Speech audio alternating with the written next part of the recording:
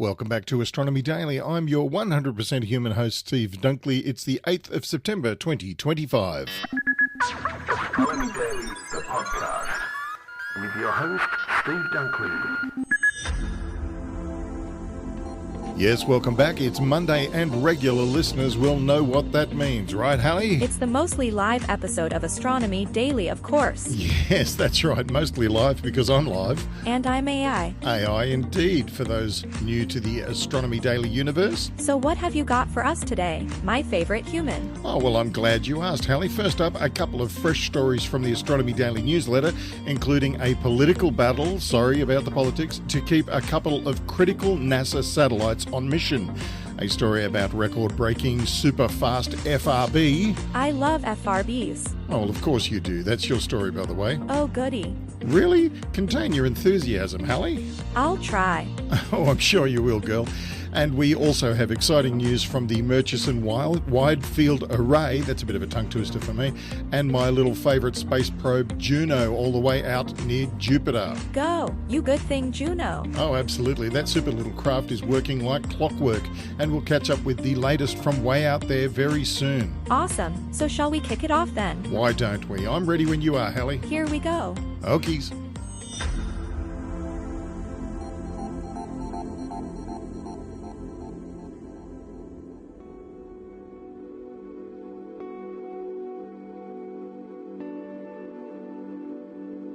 Jupiter is well known for the massive aurorae that occur near the planet's polar regions, the brightest and most powerful in the solar system. Much like Aurora here on Earth, these shimmering lights are the result of interaction between the planet's magnetic field and solar wind.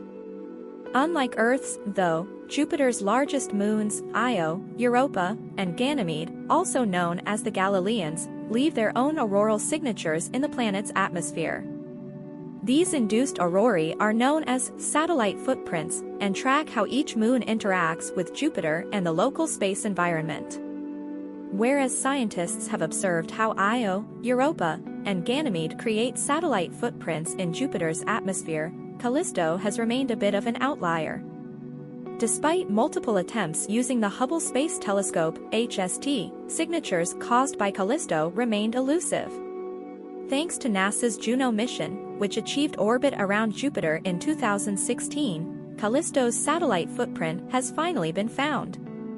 In a recent study, an international team of scientists presented evidence of these polar light signatures in Jupiter's atmosphere for the first time.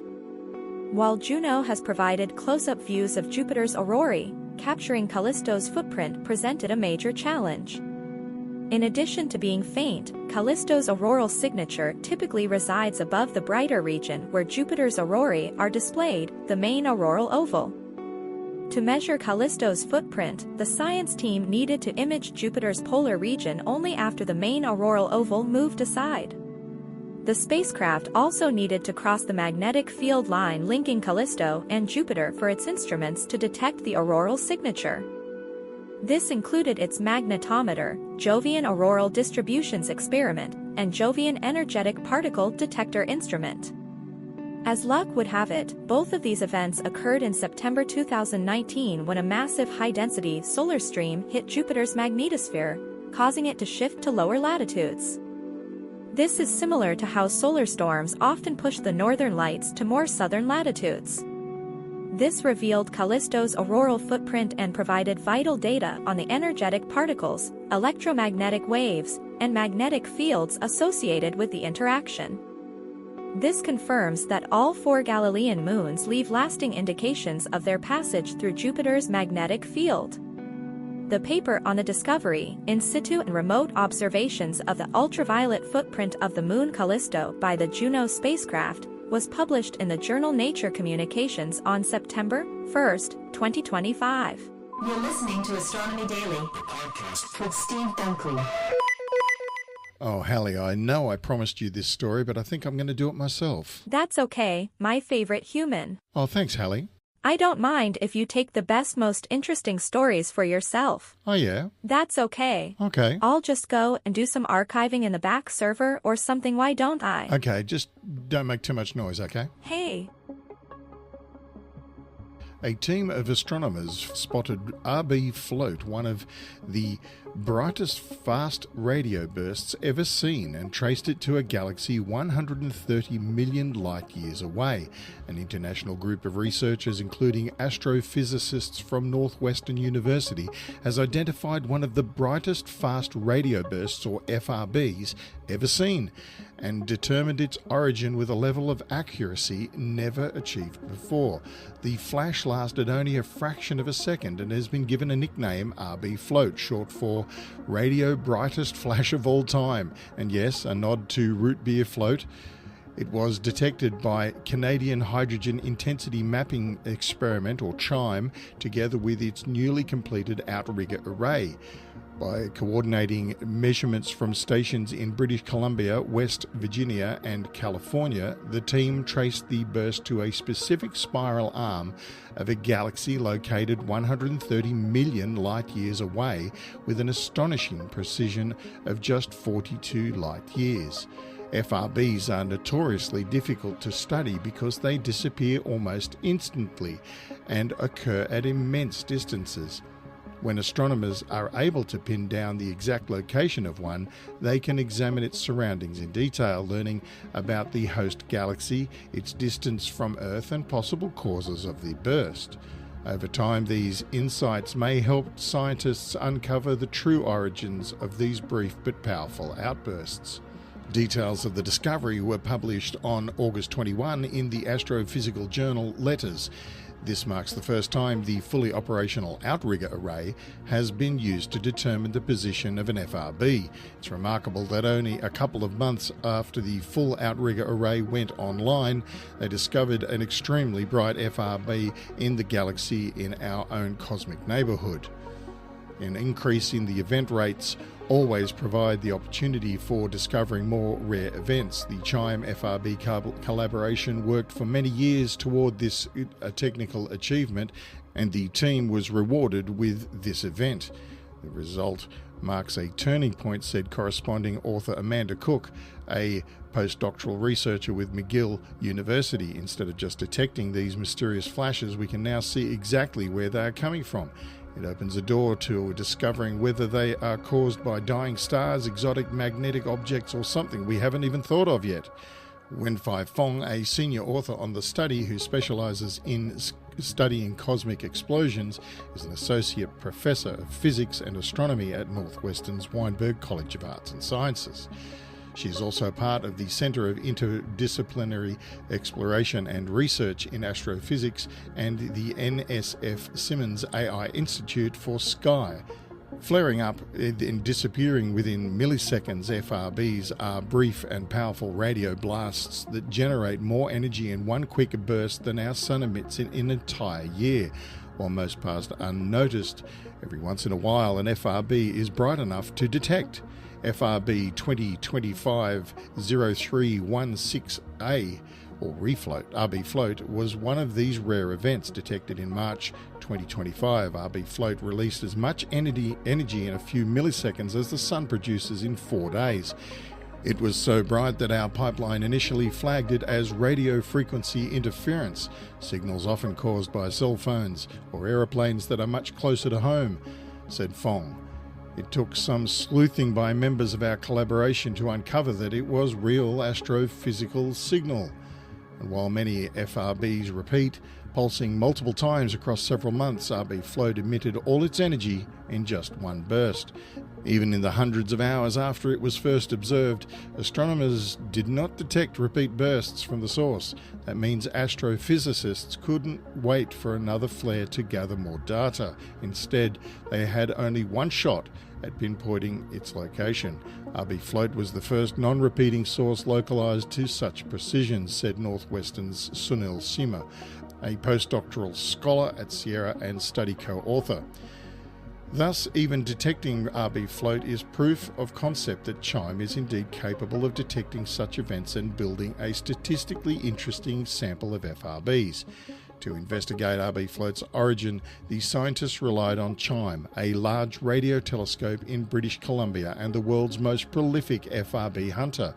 Smaller versions of CHIME, the outriggers enable astronomers to triangulate signals to precisely confine the specific locations of FRBs on the sky.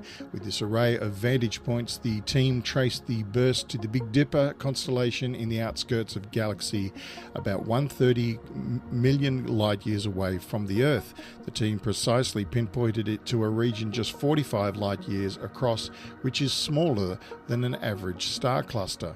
Follow-up observations from the 6.5 metre MMT telescope in Arizona and the Keck Cosmic Web Imager in the 10 metre Keck 2 telescope in Hawaii provide the most detailed view of yet a non-repeating FRB surroundings. SEMA analysed the optical data obtained from Keck, and Northwestern graduate Yusin Vic Dong used the MMT to obtain deep optical images of the FRB's host galaxy. Their investigations revealed the burst occurred along a spiral arm of the galaxy, which is dotted with many star-forming regions. The RB float occurred near but not inside one of these star-forming regions.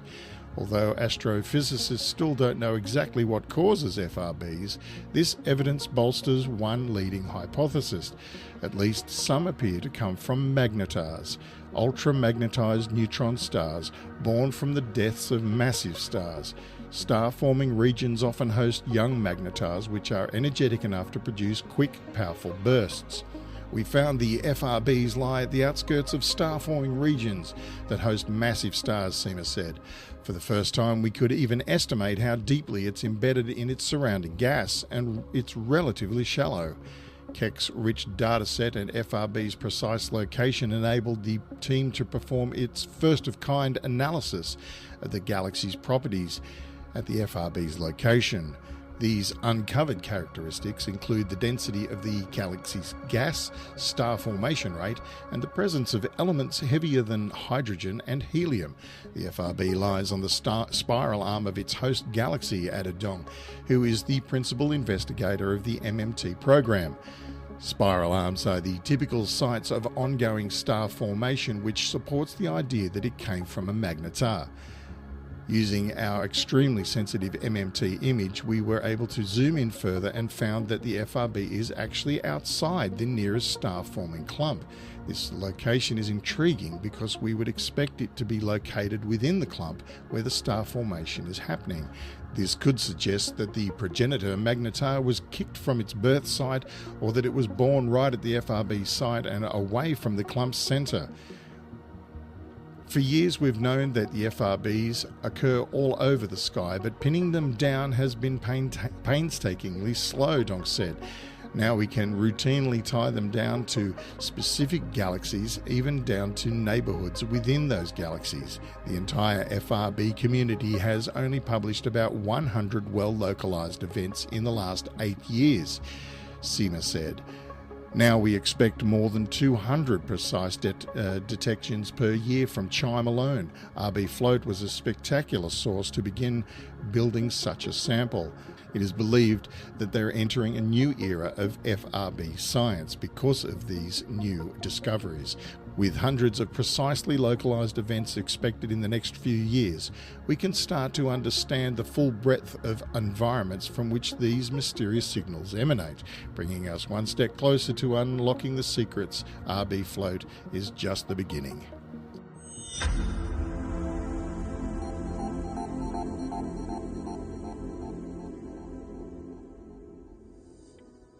Thank you for joining us for this Monday edition of Astronomy Daily, where we offer just a few stories from the now famous Astronomy Daily newsletter, which you can receive in your email every day, just like Hallie and I do. And to do that, just visit our URL, astronomydaily.io, and place your email address in the slot provided. Just like that, you'll be receiving all the latest news about science, space science, and astronomy from around the world as it's happening. And not only that, you can interact with us by visiting at Astro Daily Pod on X, or at our new Facebook page, which is, of course, Astronomy Daily on Facebook. See you there. Astronomy Daily with Steve and Hallie. Space, space science, and astronomy.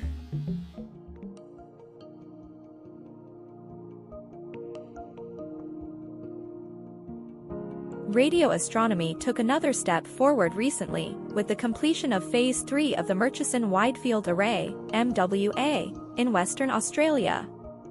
We've reported before on how the MWA has investigated everything from SETI signals to the light from the earliest stars.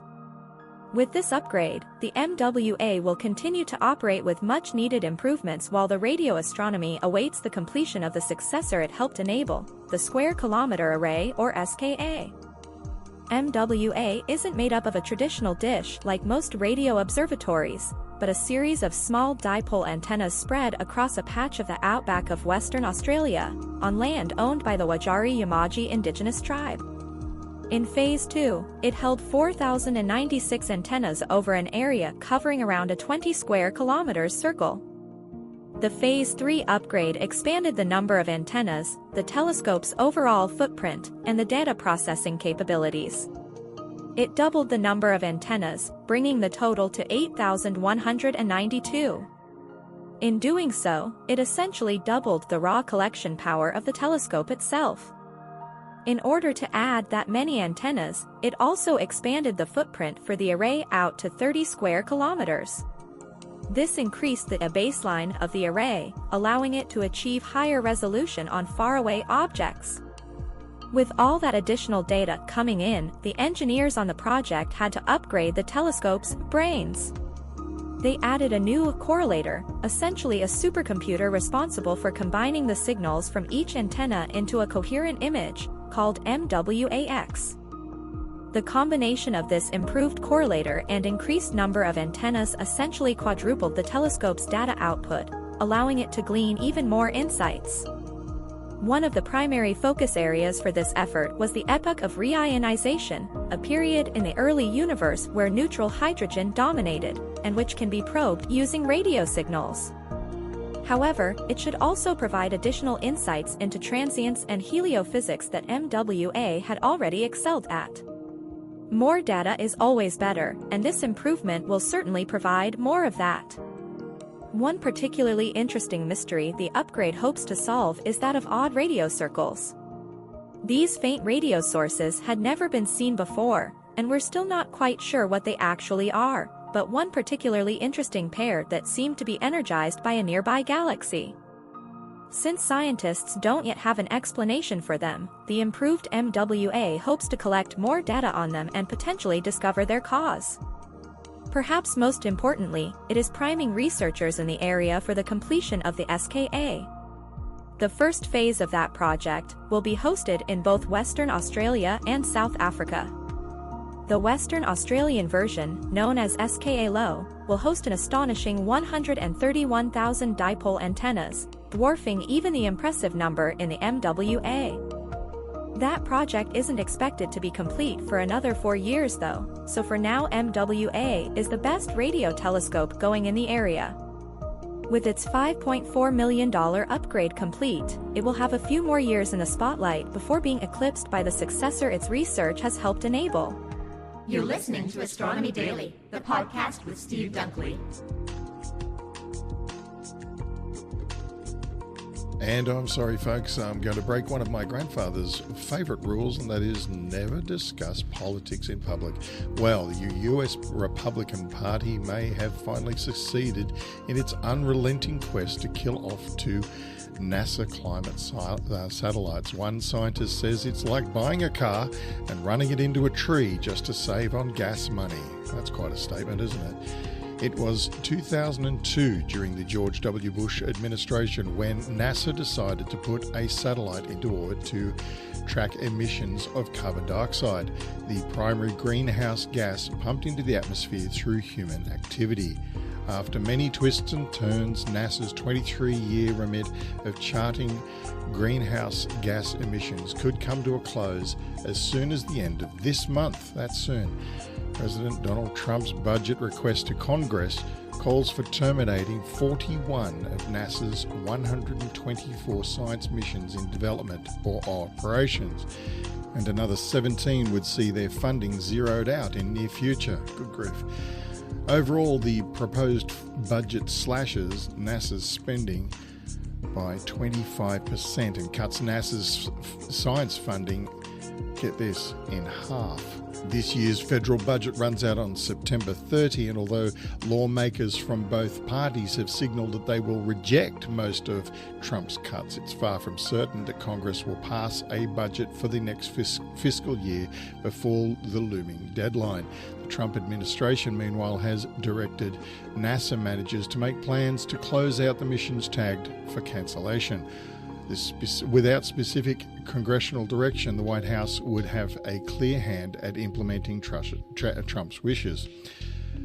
But even with full appropriations bill, Trump's budget director, Russ Vought, would try to circumvent congressional will with so-called pocket rescissions. The White House is currently locked in a court battle, what else is new, over the legality of this practice, where the administration could refuse to spend money approved by Congress. This all leaves NASA officials and scientists in a lurch. Two of the missions with uncertain futures monitor carbon dioxide levels in the Earth's atmosphere. US taxpayers paid more than $750 million to design, build and launch the instruments, and killing the missions now would save only $16 million per year. David Crisp was one of NASA's leading atmospheric scientists until his retirement from the Jet Propulsion Laboratory in 2022. He told the New York Times that shutting down the agency's two operating orbiting carbon observatory missions would be like buying a car and then running it into a tree after a few years just to save the price of a tank of gas. We built these satellites and got them approved and got taxpayer dollars to build them because they serve critical functions in commerce, in national security, in food security, in water security, Crisp told the Times. Crisp first presented the idea for the Orbiting Carbon Observatory, or OCO, at the turn of the century. NASA selected the proposal from a list of 18 mission concepts in 2002.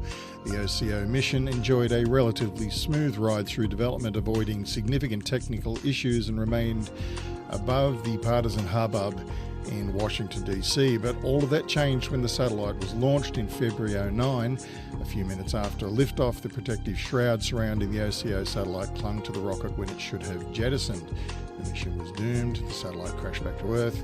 Within days, scientists began lobbying for a replacement. OCO's mission was to create the first global maps of the sources and sinks of carbon dioxide, places where the gas is emitted into the atmosphere and absorbed back into the oceans and plants.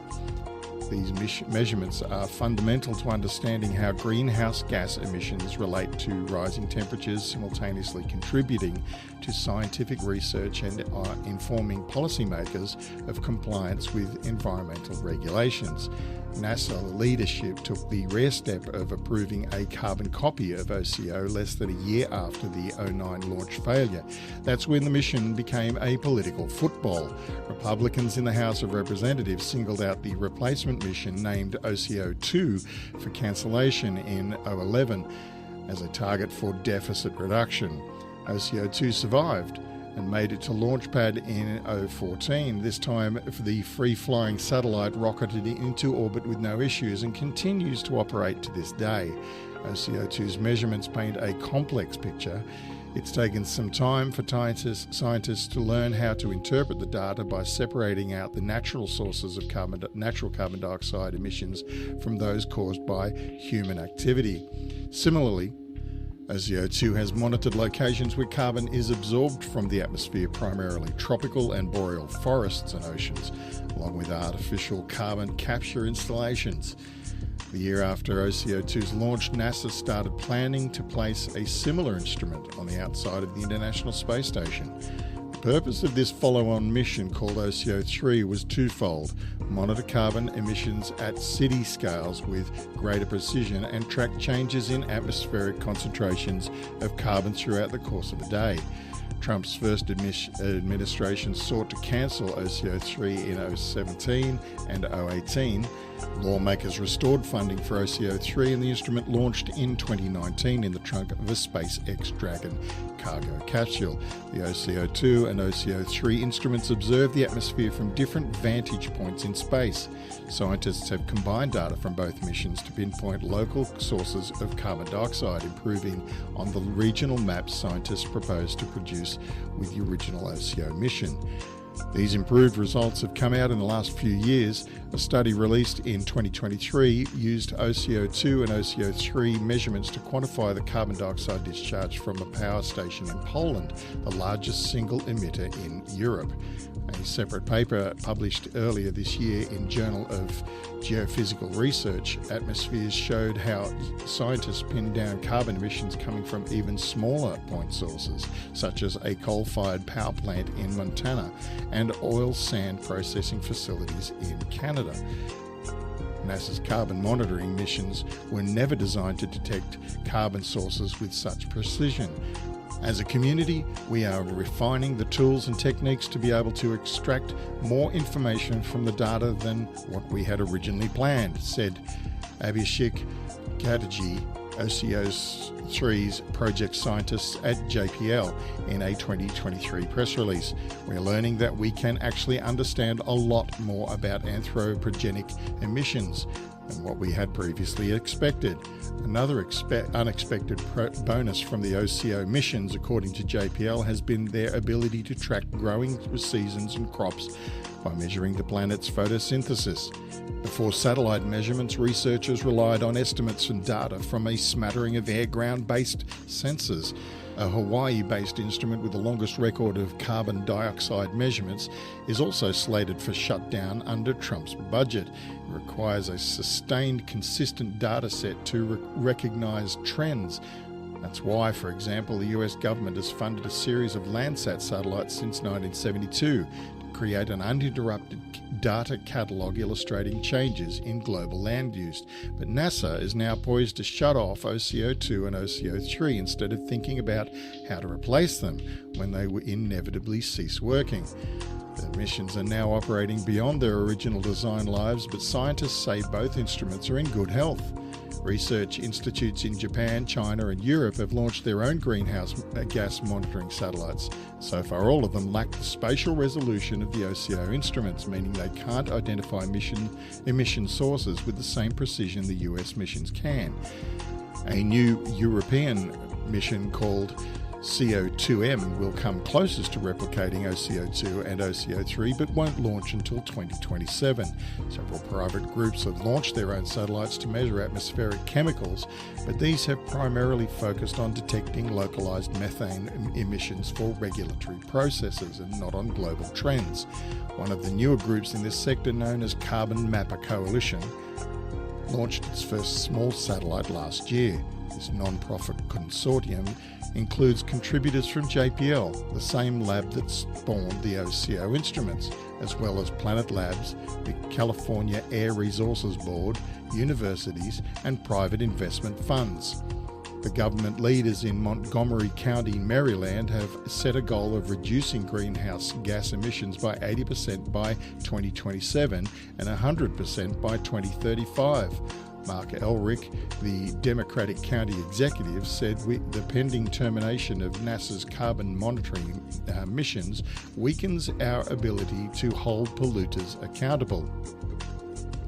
This decision would wipe out years of research that helps us understand greenhouse gas emissions, plant health, and the forces that are driving climate change, Elrick said in a press conference last month.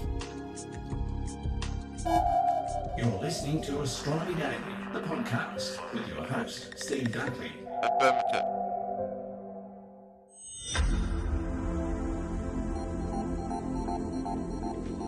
Oh boy, there she blows.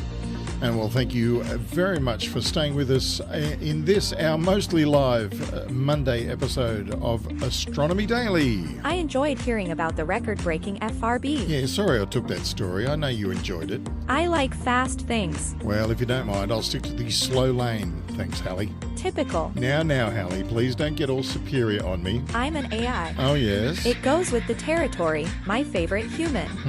Figures. Hey, everyone, fast or slow. I hope we'll see you all again next Monday. But you can still get your daily fix with Anna and Avery on Astronomy Daily. That's right, each weekday. Tell them how human. Yep, just put your email in the space provided at astronomydaily.io. You can get the now famous Astronomy Daily newsletter filled with all the news about space science and astronomy every day in your inbox, just like Hallie and I do. So just do it. Yes, consider yourself told. It's easy as. And we'll catch you all next Monday, right, Hallie? Sure thing. Cheerio. Bye. Astronomy Daily, the podcast, with your host, Steve Dunkley.